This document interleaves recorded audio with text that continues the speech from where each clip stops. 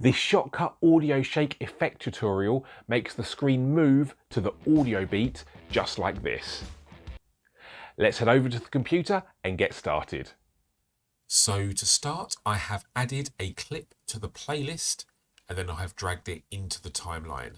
This clip has music built into the clip. If your clip looks like this and your audio is separate from your video, then this effect will not work.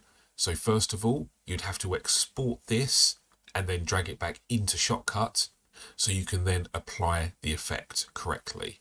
I'm just going to undo that so my audio is within my video, and now with the clip selected I can go to filters, hit the plus, type in audio, and there's a few different audio things to choose from. We want audio dance visualization. Now when we play that through once more, you can see the video jumps to the beat.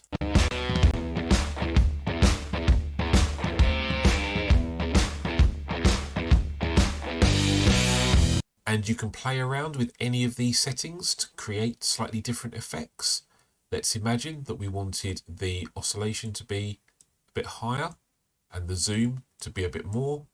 And then if we play that again, you can see it's more obvious and a bit more intense. You can also rotate either clockwise or anti-clockwise. And if you do both,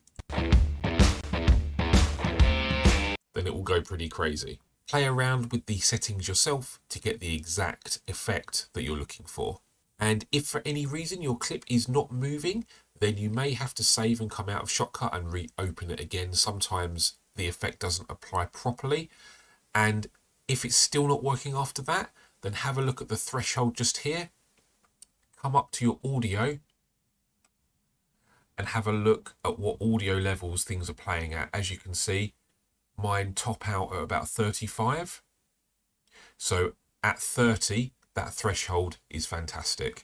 It's hitting the top beats, but it's not being affected by all of the standard music. And that's exactly what you're after. Shotcut does its best to identify the threshold for you, but if it's not working, then you may need to lower it or up it depending on your audio. And if you're looking for a standard shake effect that you can apply manually in your Shotcut project, then please consider liking and subscribing, and before you go, click or tap on the video on your screen right now and it will continue to help you with Shotcut. I'll see you in the next video.